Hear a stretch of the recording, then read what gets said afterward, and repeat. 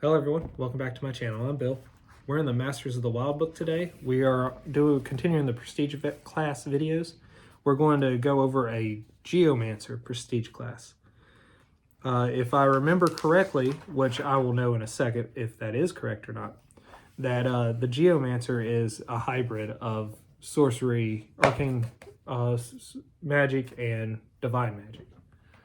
So I will read what it is, we'll go over the requirements to become one, and we'll go over its skills, hit dice, and then we'll go over the table, look at the bonuses you get, look at the abilities you get every level, and then from there we'll read into greater detail what it says in the paragraphs about those abilities.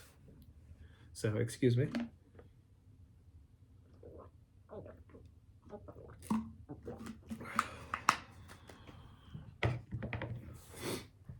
So, Geomancer. The cleric reaches out to a higher power. The wizard trusts only the eldritch tomes. The druid looks to nature for her spells. To the geomancer, however, all magic is the same. Geomancy is the art of channeling magical energy from many sources through the land itself. A geomancer may research like a wizard, pray like a cleric, or sing like a bard.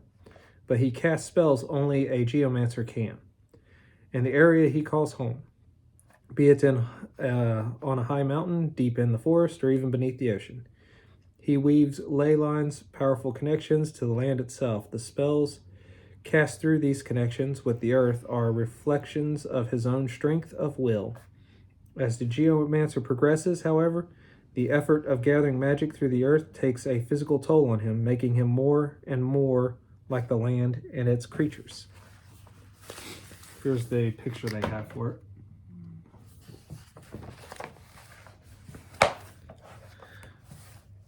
So, the requirements. You have to have knowledge arcana, 6 ranks. Knowledge nature, 6 ranks. So, I would probably reduce that based on the next special thing you need to have. So that way, in Pathfinder, you don't need to be 12th level to take this prestige class. Because the next thing is the ability to cast 2nd level arcane spells and 2nd level divine spells, but that would only put you at 3rd to 4th level in each class. 4th level if you were a sorcerer. So if you're 3rd level, that'd be 3 in each. If you were a wizard, you could just about take all that. So I would reduce the rank requirements to 3 or 4. Just the way the ranks work in Pathfinder is different than how 3rd edition D&D it worked. In 3rd edition D&D, at 1st level, you would have 1 plus you'd have your level plus 3 is the maximum amount of ranks you'd have in skill, and you'd get enough skill points to max out a handful of skills in the beginning. That said, your skill points each level is 4 plus intelligence modifier. The following skills are class skills: alchemy, animal empathy, concentration, which is now built into all the casting classes, so you don't have to take it as a skill. Craft, diplomacy, handle animal, heal, intuit direction, knowledge arcana, knowledge nature, scry, spellcraft, swim, wilderness lore. Wilderness lore is now survival. Excuse me. So those are the skills. Alchemy is also now a craft skill instead of its own thing. Weapon and armor proficiency. Geomancers gain no new weapon or armor proficiencies. Your hit dice of a geomancer is a d6. So in 3rd edition D&D, that was the same as a thief or a sorcerer. So let's look at the table now. Your base attack bonus is the mid-style base attack bonus, the same that a cleric or a thief would get, a rogue. It starts at a +0, and by the time you're 10th level in the prestige class, it'll be a +7, and that stacks with your existing attack bonus. 1st level, your fortitude save and your will save are your best saves. So just like any other class, the save that's the best save for the class starts at a +2 at 1st level. By the time you're 10th level in this prestige class, you're at a +7. Your reflex save is your worst save, so just like any other class out of the core book. If this was the worst save for that class, it would start at a +0 at first level, and by the time you're 10th level, it's a +3. Now, you get spells per day and spells known, which it has its own paragraph for it, but here on the table, it just shows +1 level of existing class for each level of geomancer. So by the time you're 10th level, your spell casting capabilities, like you did not stop casting magic, you still can cast magic pretty well. At first level, your special is Drift 1 and spell versatility 0. Second level, you get Drift 1, Ley Lines +1, spell versatility 1. At third level, you get Drift 2, spell versatility 2. At fourth level, you get Drift 2, spell versatility 3. At fifth level, you get Drift 3 and spell versatility 4. At sixth level, you get Drift 3, Ley Lines +2, and spell versatility 5. At seventh level, you get Drift 4 and spell versatility 6. At 8th level, you get Drift 4, spell versatility 7. At 9th level, you get Drift 5, spell versatility 8. And at 10th level, you get Drift 5, Ley Lines +3, and spell versatility 9. So let's read in and see what all that is. Spells per day, spells known. At each geomancer level, the character gains new spells per day and spells known, if applicable, as if he had also gained a level in a spellcasting class to which he belonged before adding the prestige class. He does not, however, gain any other benefits a character of that class would have gained, like additional wild shape options, meta magic or item creation feats, etc. that were built into the class. Since the character had more than one spellcasting class before becoming a geomancer, the player must decide to which class to add each geomancer level before determining spells per day and spells known. Spell versatility. At first level, the geomancer learns to blend divine and arcane magic. He still acquires and prepares his spells in the normal manner for his individual spellcasting classes. When he casts them, however, he can mix or match spellcasting parameters from any of his classes to gain the maximum possible advantage for any spell with a spell level equal to or less than his spell versatility score. Thus, as a 4th level geomancer, he could cast any of his 3rd level or lower sorcerer wizard spells with no chance of arcane spell failure from armor. The druidic prohibition against metal armor still applies to druid geomancers. However, since this stricter stems from a spiritual oath rather than a practical limitation. The geomancer may use his wisdom bonus to set the save DC for arcane spells, or his charisma or intelligence bonus, whichever he would normally use for arcane spells, to set the save DC for divine spells. If the spell requires either an arcane material component or a divine focus, he may use either. A cleric geomancer who also has levels of wizard, sorcerer, or bard can spontaneously convert any prepared arcane or divine spell, except a domain spell, of an appropriate level into a cure or inflict spell of equal or lower level, though he must be capable of casting the latter as a cleric. So, you can use whichever save DC is better for you. You can ignore armor penalties if you have the cleric or druid, but the druid still is limited to not wearing metal armor. So it gives you a lot of flexibility there. That's pretty cool, especially if you ended up with one of your stats not being really high in one of your spellcasting fields. Drift. The character slowly becomes closer to nature. At each geomancer level, choose a drift from the appropriate stage. See drift below. There's like a page and a half of drifts. Ley lines. At 2nd level, the geomancer learns to create magical connections with a specific type of terrain. Choose one of the following terrain types: aquatic, desert, forest, hills, marsh, mountains, or plains. In that terrain, the geomancer effective caster level for all spells increases by +1. At 6th level, and again at 10th level, The character may either choose a new terrain in which to receive the benefit at a +1 or increase his effective caster level in a previously chosen terrain by an additional +1. And then the drift is a gradual de-evolution into something other natural form. Those who experience this phenomenon gain attributes of animals and plants as time goes by. Geomancers experience drift at every level. As a variant rule, high-level druids who spend all their lives away from civilization may also experience drift at the dungeon master's discretion, perhaps once every 10 years. Drift is divided into stages. You must choose one drift from stage 1, the first time you experience the phenomenon. Your second drift must also be from stage 1. Thereafter, you must choose from higher stage only after you have acquired at least 2 drifts from the previous stage. For example, a stage 4 drift may be chosen only after you have at least 2 stage 1 drifts, 2 stage 2 drifts, and 2 stage 3 drifts. You may, however, choose drifts from stages below your maximum whenever you wish. For example, if you have 2 stage 1 drifts, you may choose a third stage 1 rather than a stage 2, if desired. Stage 1 drifts have no game effect. Each drift of stage 2 and beyond grants a permanent extraordinary ability. Natural attacks allow for strength bonus on damage rolls, except in case of poison and acid. So, I'll quickly read through the drifts for every stage then. Stage 1, leopard spots appear on your body. And that's the first one. Essentially, you could roll a d10 for this, and you could roll a d10 for the stage 2 if you wanted to randomize it.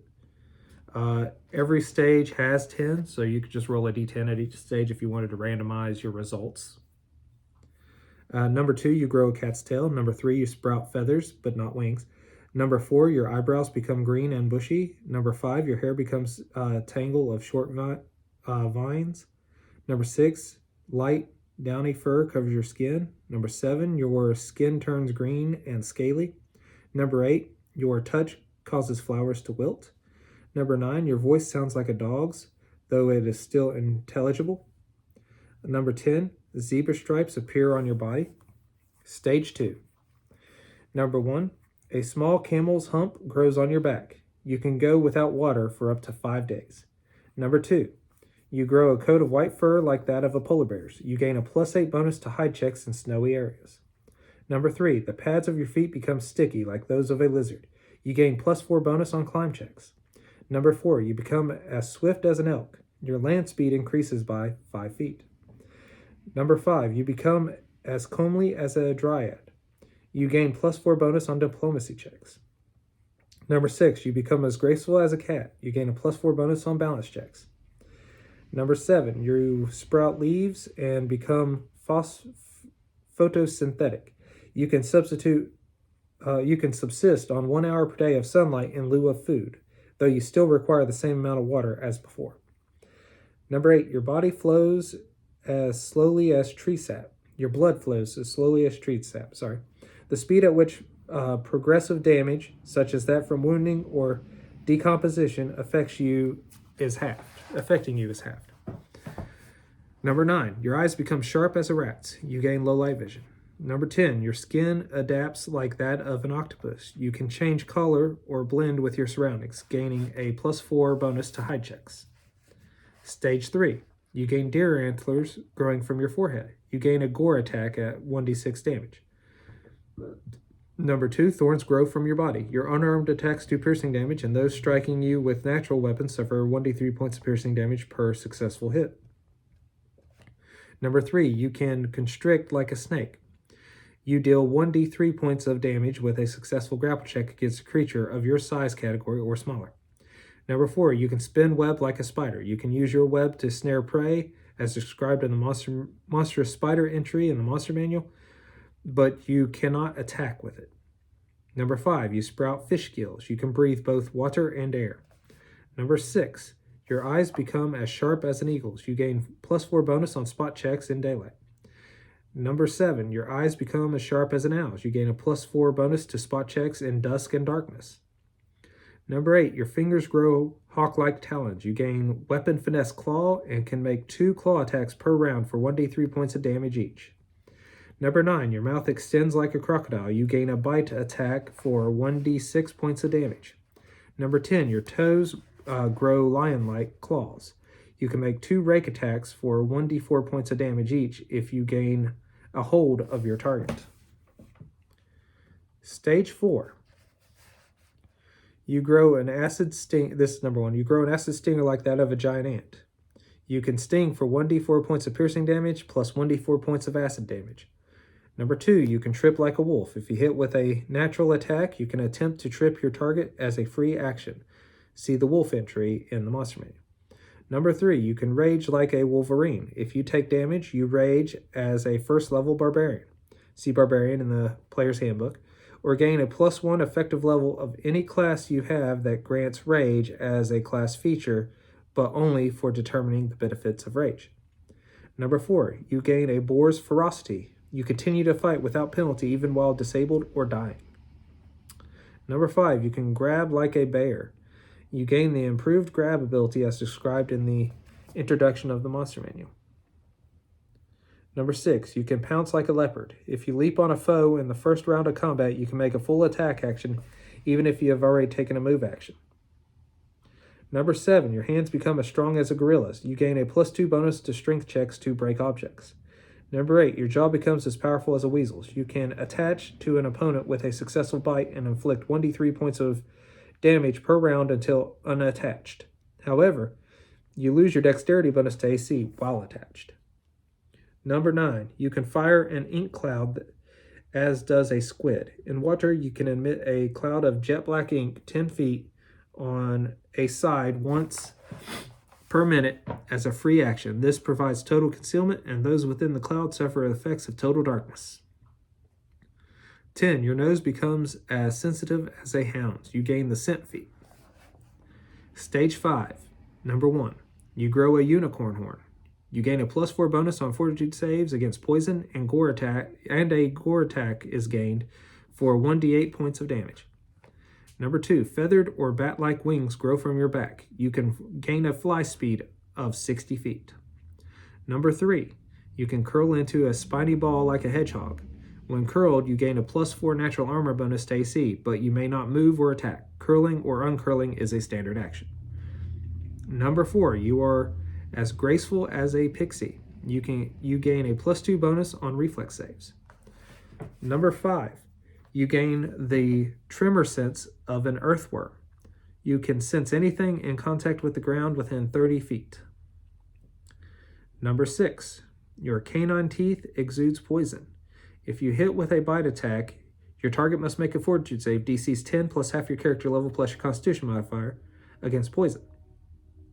Initial damage is 1d2 points of temporary dexterity damage. Secondary damage is 1d4 points of temporary dexterity damage. I just switch out dex poison for pathfinder, something that, because most of the poisons last for like 6 rounds, I do that instead, and it only do a d2 dex. Also, the save DC isn't going to be terribly high. Number 7, your senses become as sharp as a bat's. You gain the blind sight feat. Number 8, your feet extend to elephantine width. You gain the trample ability as described in the introduction of the monster manual. Your trample attack does 2d4 points of bludgeoning damage. The reflex save to avoid being trampled is 10 plus half your character level plus your strength modifier. Number 9, you can move like a cheetah. Once per hour, you can take the charge action to move 10 times your normal speed. Number 10, your skin becomes tree bark. You gain +1 natural armor bonus to AC. So there's a lot of cool effects that you can pick from as you advance into the geomancer. And the fact that only one of your spell casting levels increases will limit a little bit of what spells you get access to. But by the way it's written, it sounds like each time you gain a level, you can pick a different one. So you could end up being 5 and 5. So, and you'd have to be at least 3 of each. It'd be like you're 8th level in each by the time you're a 16th level character, which isn't terrible. But all the drift and the spell versatility abilities and stuff make this a pretty interesting class. Let me know in your comments below if you enjoyed this prestige class. Also, if you found this video entertaining and useful to you and you think your friends or your GM might benefit from it, share the video with them. Until we all game again, guys.